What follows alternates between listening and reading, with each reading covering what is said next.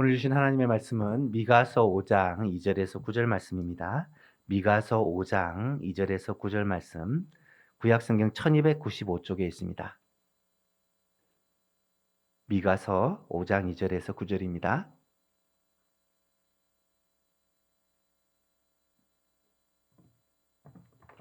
찾으셨으면 한 절씩 교독하겠습니다. 베들레헴 에브라다야, 너는 유다 족속 중에 작을지라도 이스라엘을 다스릴 자가 내게서 내게로 나올 것이라. 그의 근본은 상고의 영혼에 있느니라.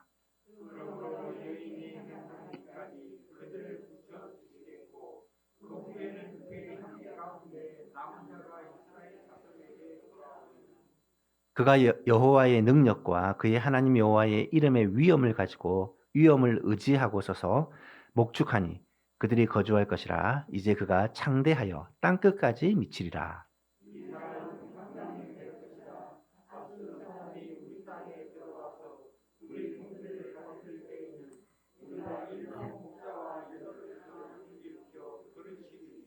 그들이 칼로 아수르 땅을 황폐하게 하며 니무롯 땅 어귀를 황폐하게 하리라.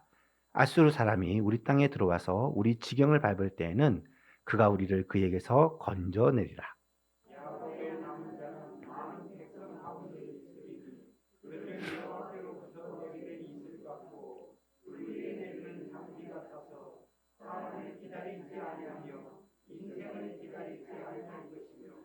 함께 있습니다. 8절 제가 있습니다. 야곱의 남은 자는 여러 나라 가운데와 많은 백성 가운데 있으리니 그들은 수풀의 짐승들 중의 사자 같고 양떼 중의 젊은 사자 같아서 만일 그가 지나간즉 밟고 찢으리니 능히 구원할 자가 없을 것이라. 내 대적 위에 들려서 내 모든 원수를 진멸하기를 바라노라. 아멘. 오늘은 베들레헴의 주인공 예수님에 대해서 함께 말씀을 살펴보려고 합니다. 12월에는 구약 선지서 중에서 특별히 예수님의 탄생과 관련된 예언에 대해서 함께 살펴보고 있습니다. 첫째 시간에는 임마누엘 예언에 대해 살펴보았고요. 지난 시간에는 하나님이 보내주신 메시아와 그의 나라에 대해서 살펴보았습니다. 이사야서 9장을 보니까 이는 한 아기가 우리에게 낳고 한 아들을 우리에게 주신 바 되었는데 그의 어깨에는 정사를 메었고 그의 이름은 기묘자라 모사라 전능하신 하나님이라 영존하시는 아버지라 평강의 왕이라 할 것임이라. 예수님이 태어나시기 700년 전에 이사야 선지자를 통해서 주신 예언의 말씀입니다. 전능하신 하나님이 영존하시는 아버지 대신 메시아가 아기의 모습으로 아이의 모습으로 이 땅에 탄생할 것을 예언하고 있는 것이죠. 사람의 모습으로 이 땅에 오시는 그 예수님은 어떤 분이시냐? 기묘자라 놀라운 분이다. 모사라 지혜로우신 분이다. 전능하신 하나님이시다. 영원히 계시는 우리의 아버지시다. 그리고 평강의 왕이시다. 라고 말하고 있는 것이죠. 그렇다면 그 메시아 그리스도께서 다스리시는 나라는 어떤 나라냐? 이사야서 9장을 보니까 예수님이 다스리는 나라를 흑암이 물러가고 빛으로 충만한 나라라고 설명합니다. 어두운 가운데 있었던 그 갈릴리 땅이 예수님의 오심으로 예수님의 사역으로 말미암아 밝은 빛이 비추게 되었다. 예수님이 다스리는 나라는 구원의 즐거움이 넘치는 나라다. 예수님이 오신 이유는 우리를 죄와 사망으로부터 구원하시기 위함이기 때문에 하나님께서 보내시는 이 메시아를 통해 구원의 즐거움을 누리게 된다. 또 예수님이 다스리시는 나라는 공평과 정의가 충만한 나라다. 마치 다윗이 선한 통치를 통해 공평과 정의로 충만했던 것처럼 예수 그리스도께서 다스리는 그 나라는 공평과 정의로 충만한 나라다라고 예언하고 있는 것이죠. 실제로 이 모든 예언들이 예수 그리스도께서 이 땅에 오시고 예수님께서 통치하심으로 말미암아 완벽하게 이루어졌다라고 말씀드릴 수 있습니다. 사랑하는 예수만 교수님 여러분, 오늘 우리가 이 예수님의 통치와 다스림을 받고 살아가는 사람들입니다. 하나님의 나라는 다른 것이 아니라 예수님이 다스리시는 나라예요. 예수님이 다스리시는 나라는 우리의 마음속에 임했고 또 우리 성도들의 공동체, 우리의 가정에 임했고 또 우리가 함께 모여 예배하는 이 예배 공동체, 교회 위에 임했다라는 것이죠.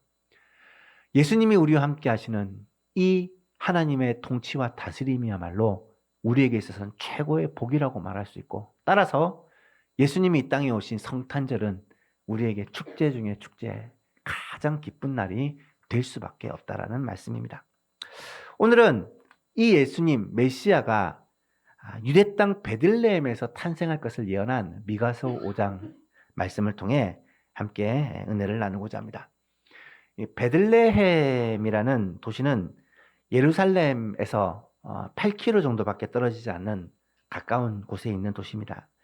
유대 고을 중에 그렇게 크지 않은 작은 동네예요. 다윗의 동네라서 유명하지만 실제로 크기는 그렇게 크지 않습니다.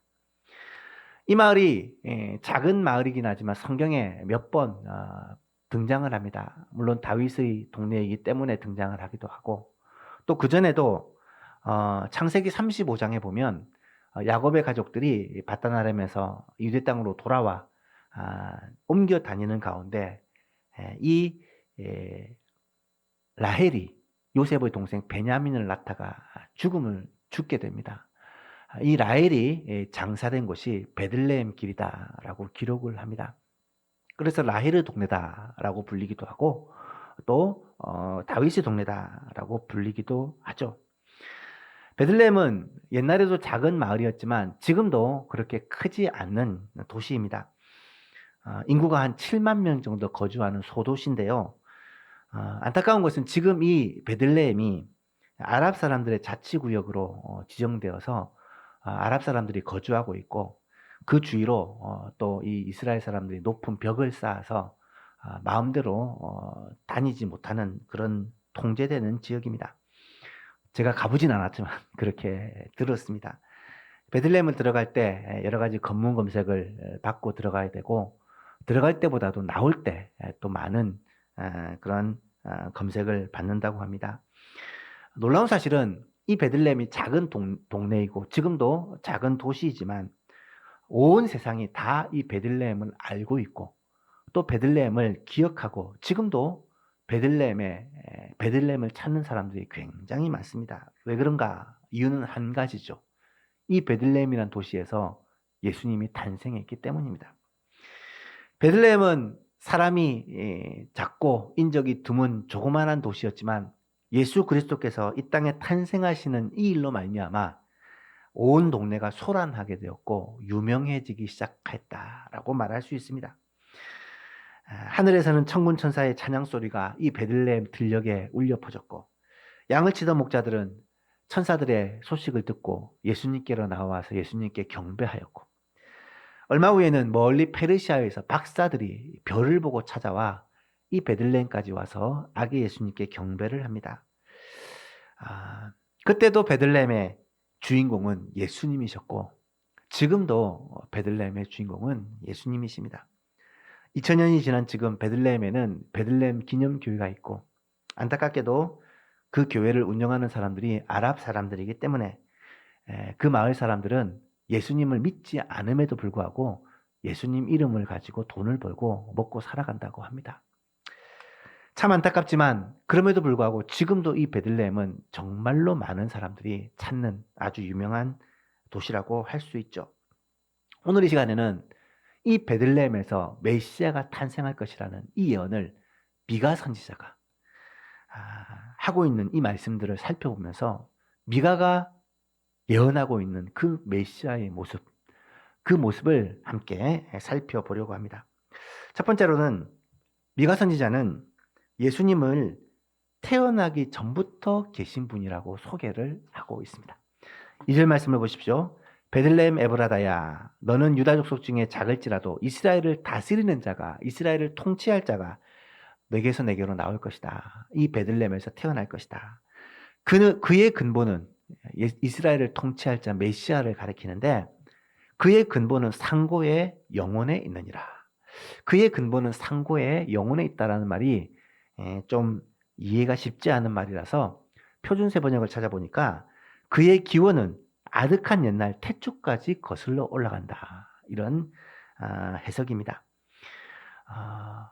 메시아로 이 베들레헴에서 태어나실 그분은 사실은 아주 옛날 태초부터 계셨던 분이라는 말이죠.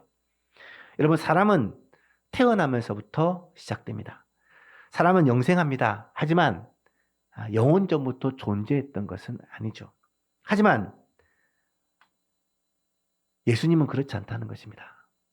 다윗은 사람을 가리켜 하나님께서 우리의 모태에서 나를 지으셨다라고 고백을 하죠. 하지만 예수님은 지음받은 존재가 아니라 태초부터 계셨던 분이라는 말입니다. 왜냐하면 예수님은 하나님이시기 때문에 영원 전부터 계시고 영원까지 계시는 그러한 분이십니다. 이 사실을 가장 잘 설명해 주는 사도가 사도 요한인데요. 요한복음 1장 1절에 태초에 말씀이 계시니라. 이 말씀이 하나님과 함께 계셨으니 이 말씀은 곧 하나님이시라. 이 말씀은 육신이 되어 오신 예수님을 가리키는데 예수님께서 태초부터 하나님과 함께 계신 분이라고 설명합니다. 요한일서 1장에서도 이렇게 말합니다. 태초부터 있는 생명의 말씀에 관하여는 우리가 들은 바요 눈으로 본 바요 자세히 보고 우리의 손으로 만진 바다. 태초부터 계셨던 그 말씀 메시아를 우리가 직접 보았고 직접 들었고 직접 자세히 보고 손으로 만졌다라고 그렇게 소개합니다. 이 생명이 나타나신 바 된지라. 이 생명이 사람의 모습으로 나타나셨다는 거예요. 이 영원한 생명을 우리가 보았고 증언하여 너에게 전하노니 이는 아버지와 함께 계시다가 우리에게 나타나신 바 된 이시니라. 하나님과 함께 계시다가 이제는 사람의 모습으로 우리와 함께 계셨던 분이 바로 메시아이신 예수 그리스도다라고 말하고 있죠. 안타깝게도 유대인들은 이 예수님에 대해서 알지 못하고 믿지 못합니다. 예수님이 하나님이시라는 사실을, 예수님이 태초부터 계셨다는 사실을 알지 못하고 믿지 못하는 것이죠. 요한복음 8장을 보면 예수님과 유대인들의 대화 가운데 이런 장면이 나타납니다. 너희 조상 아브라함은 나의 때 볼 것을 즐거워하다가 보고 기뻐하였느니라. 유대인들이 아브라함이 예수님을 보고 기뻐했다는 말을 듣고는 발끈해서 이렇게 말합니다. 네가 아직 50도 안 됐는데 어떻게 아브라함을 보았느냐. 인간적으로 생각할 땐 당연한 질문인 것 같지만 이 예수님을 모르니까 이런 질문을 할 수밖에 없는 거죠. 예수께서 말씀하십니다. 진실로 진실로 너희에게 이르노니 아브라함이 나기 전부터 내가 있느니라. 그들이 갑자기 돌을 들어서 예수님을 치려 합니다. 예수님을 아브라함을 못 오겠다라고 생각하는 것이죠. 여러분 58절에 보니까 내가 아브라함이 나기 전부터 내가 있느니라. 이 있느니라는 단어를 헬라어 원어를 보면 현재형으로 되어 있습니다. 있었느니라가 아니라 있느니라. 있느니라는 말은 시작도 없고 끝도 없고 계속해서 존재하시는 예수님의 존재를 현재형으로 설명하고 있는 표현입니다.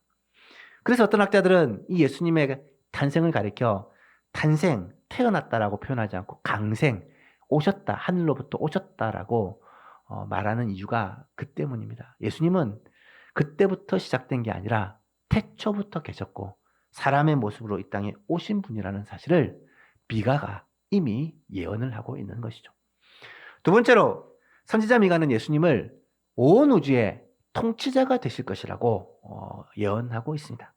4절을 보니까 그가 여호와의 능력과 그의 하나님 여호와의 이름의 위엄을 의지하고 서서 목축하니 그들이 거주할 것이라. 이제 그가 창대하여 땅끝까지 미치리라. 4절에 이 예수님에 대해서 이 메시아에 대해서 이렇게 소개를 하고 있습니다. 여러분 이 말씀은요 예수님의 사역과 예수님의 그 능력을 예언한 말씀인데 하나님의 존귀하심과 하나님의 위엄을 예수님께서 그대로 받아서 이 땅에서 사역하시고 일하신다라는 표현입니다. 메시아가 이 땅에 오셔서 하나님의 존귀와 능력을 가지고 창대하고 땅끝까지 우주 끝까지 통치를 하게 될 것이라고 그렇게 예언하는 말씀입니다.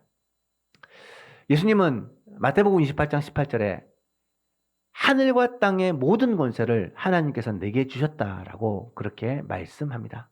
실제로 하나님은 예수님께 세상을 다스리는 모든 권세, 하늘과 땅의 온 우주의 모든 권세를 다 주셨습니다.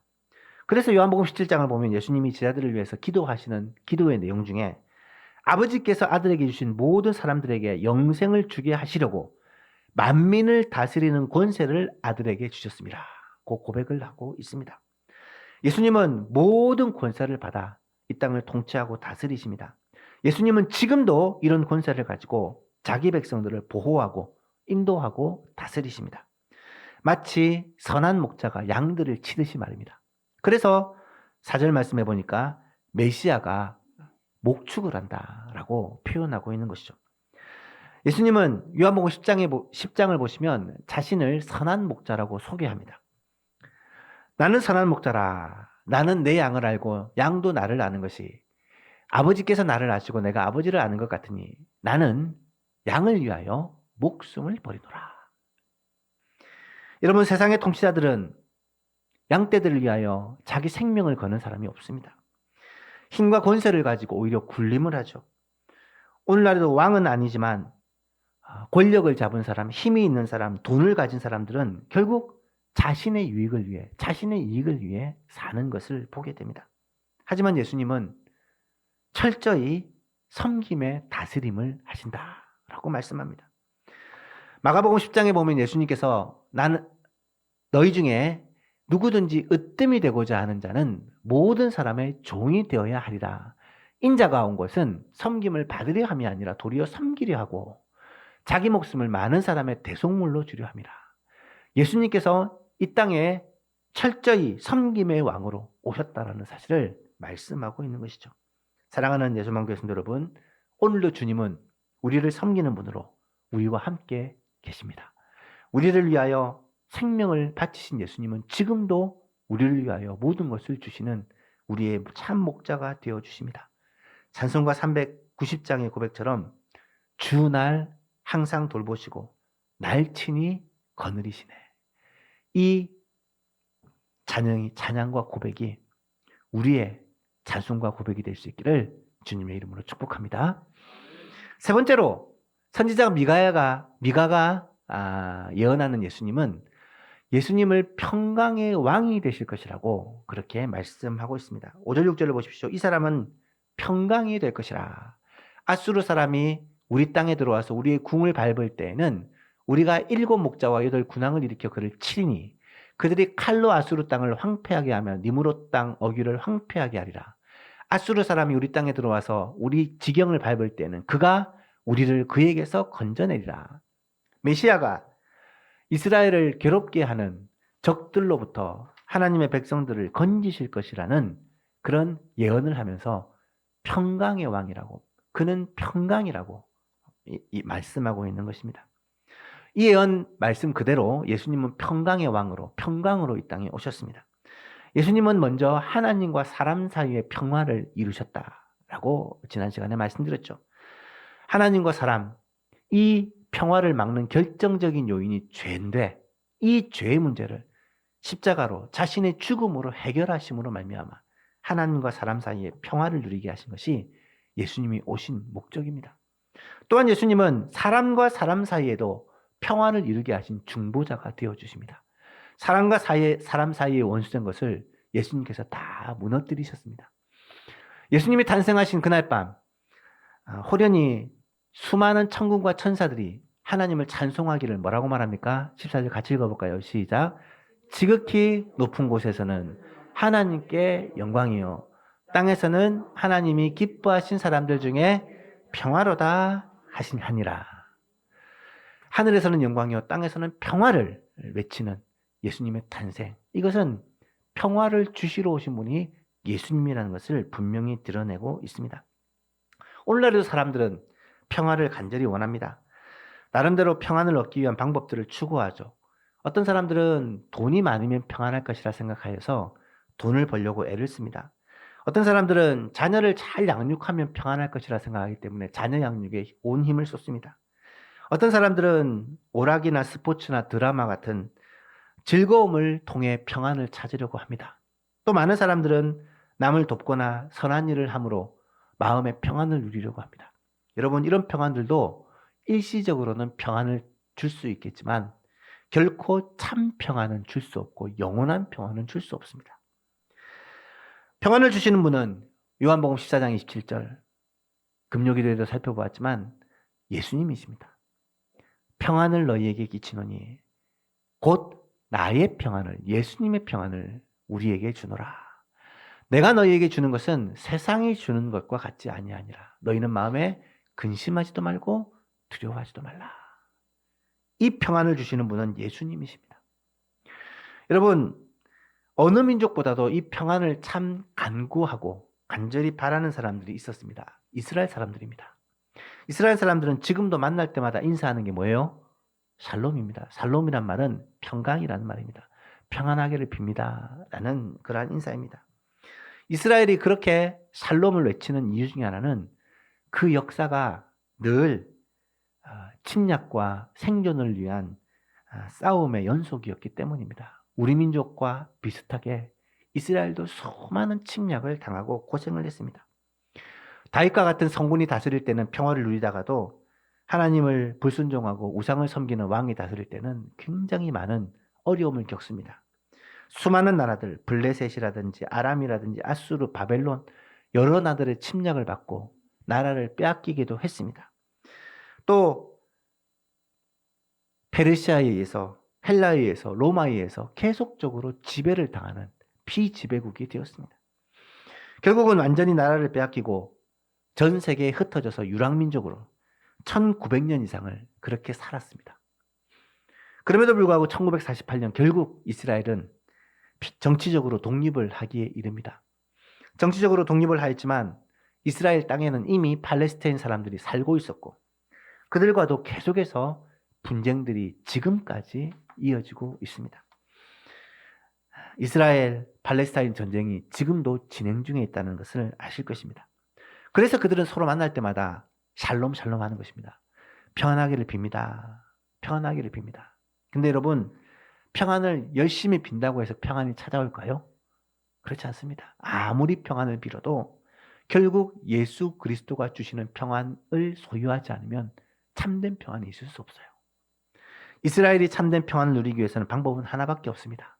이제라도 그들이 예수 그리스도를 영접하고 하나님이 보내신 그 메시아 예수 그리스도를 받아들이는 것입니다. 사랑하는 예수만 교회 성도 여러분, 우리가 예수 그리스도를 믿고 예수님을 나의 주, 나의 하나님으로 영접한 것이 얼마나 복된 일인지 깨닫게 될 수 있기를 바랍니다. 이 성탄절을 맞이하여 예수님을 믿는 우리에게 하늘에서 주시는 이 평안, 우리들의 심령에, 우리들의 가정에, 우리 예수만 교회 위에, 그리고 이 나라 이 민족 가운데 하나님이 주시는 평강이 임하기를 우리는 간절히 기도해야 할 것입니다. 마지막 네 번째로 선지자 미가가 예언한 예수님, 메시아는 어떤 분이냐? 예수님께서 남은 자들을 보호하실 것이라고 예언하고 있습니다. 7절 8절을 보십시오. 야고보의 남은 자는 많은 백성들 가운데 있으리니 그들은 여호와께로부터 내리는 이슬 같고 풀 위에 내리는 단비 같아서 사람을 기다리지 아니하며 인생을 기다리지 아니할 것이며, 야곱의 남은 자는 여러 나라 가운데와 많은 백성 가운데 있으리니 그들은 숲을 짐승 중에 사자 같고 양떼 중의 젊은 사자 같아서 만일 그가 지나간즉 밟고 찢으리니 능히 구원할 자가 없을 것이다. 여러분, 여기서 말하는 남은 자라는 말은 하나님의 말씀을 붙들고 언약을 이어가는 언약의 후예들을 가리키는 표현입니다. 하나님의 백성은 어느 시대에나 남은 자들이 있었다라는 것을 우리는 알게 됩니다. 많은 백성들이 하나님을 버리고 우상을 숭배하고 자기의 마음대로 행하며 살았지만, 죄를 범했지만, 그럼에도 불구하고 항상 남은 자들이 있었다는 거예요. 열왕기사 19장을 보면 아합 왕 시대에 가장 악한 왕이 다스리고 백성들이 죄 가운데 있었을 그때에도 선지자 엘리야에게 하나님께서는 내가 바알에게 무릎 꿇지 아니한 7,000명을 남겨두었다라고 말씀하십니다. 이사야 선지자도 상수리 나무가 배임을 당하고 그 배임을 당하지만 그 그루터기는 남아있는 것 같이 거룩한 씨가 이 땅의 그루터기라고 말씀해 주십니다. 다니엘 4장에서도 그들이 그 나무 뿌리의 그루터기를 남겨두라 하였은즉 하나님이 다스리는 줄을 왕이 깨달아 알게 될 것이다. 심지어 이방 나라에 포로로 잡혀가 있는 하나님의 백성들에게도 그루터기를 남겨주셨다라고 약속하고 있습니다. 여러분, 나무를 베어도 그루터기가 남아있으면 그곳에서 다시 싹이 날 수 있고 다시 회복과 부흥의 역사를 경험할 수 있습니다. 신앙의 그루터기, 그 그루터기를 우리 가운데 남겨주셨다는 것이 얼마나 은혜인지 모릅니다. 여러분, 하나님은 이 땅에도 신앙의 그루터기를 남겨주셨습니다. 이 나라 이 민족 가운데서도 신앙의 그루터기를 남겨주셔서 남은 자들이 하나님의 은혜를 구하며 하나님 앞에 중보 기도하게 하십니다. 심지어 얼어붙은 땅 북녘에도 하나님은 신앙의 그루터기로 남겨진 이들을 지금까지 지켜주시고 계십니다. 오늘 미가서 말씀처럼 그 남은 자들을 하나님께서 보호해 주실 것이다. 하나님께서 지켜주실 것이다 라고 약속하고 계십니다. 사랑하는 예수만 교신 여러분, 이 시대에 우리 예수만 교회가 신앙의 그루터기가 되기를 원하고 남은 자가 되기를 간절히 바랍니다. 인본주의가 판을 치고 있고 불신앙이 득세를 하고 있는 이 세상에 모든 것이 어그러지고 모든 것이 무너져가는 이 세상 속에 끝까지 타협하지 않고 바른 신앙을 지켜가는 남은 자들이 바로 우리 예수만 교회 성도들이 될 수 있기를 간절히 바랍니다. 그런 자들을 향해 하나님은 약속해 주십니다. 환난이나 위험 가운데서 하나님께서 지켜주시겠다고. 예수님의 이름으로 말미암아 그들이 결국은 승리를 누리게 될 것이라고 약속해 주고 계시는 것입니다. 그래서 9절에서 이렇게 말씀하십니다. 내 손이 내 대적들에 위해 들려서 내 모든 원수를 진멸하기를 바라노라. 이런 놀라운 은혜가 우리 예수만교회 모든 성도들에게 있기를 주님의 이름으로 축복합니다. 말씀을 맺고자 합니다. 베들레헴에서 태어나신 예수님, 베들레헴의 주인공이라 할 수 있는 이 예수님은 어떤 분이십니까? 태초부터 계셨던 분이십니다. 온 우주의 통치자이십니다. 또한 평강의 왕이십니다. 그분은 그루터기를 남겨주시고 남은 자들을 지켜 보호하여 주실 것입니다. 이 예수님이 이 땅에 오신 날이 성탄절입니다. 예수님께서 이 땅에 오심을 환영하고 기뻐하고 찬송하고 영광 돌리는 날이 바로 우리가 지키는 성탄절이라는 것입니다. 올해도 성탄이 이제 다가왔습니다. 올 수요일에는 성탄절입니다. 오늘 오후에는 이 성탄을 기뻐하며 축하하며 함께 영광을 돌리는 예배를 드릴 것입니다. 이 기쁨과 감격이 우리 가운데 충만할 수 있기를 축복하고 더 나아가서 온 마음을 다해 주님께 영광과 존귀와 감사를 올려드리고 이 성탄의 기쁜 소식을 힘써 전하는 우리의 소망교회 될 수 있기를 바랍니다. 오늘 오후에 또 우리 아이들의 부모님 초청해서 함께 예배를 드리고 수요일에 우리 성탄절에는 온 성도들이 빠짐없이 나와 함께 하나님께 예배를 드리고 하나님께 영광을 돌리고 이 땅에 오신 그 예수님을 환영하고 감사하고 영광 돌리는 그러한 성탄절이 될 수 있기를 주 예수 그리스도 이름으로 축복합니다.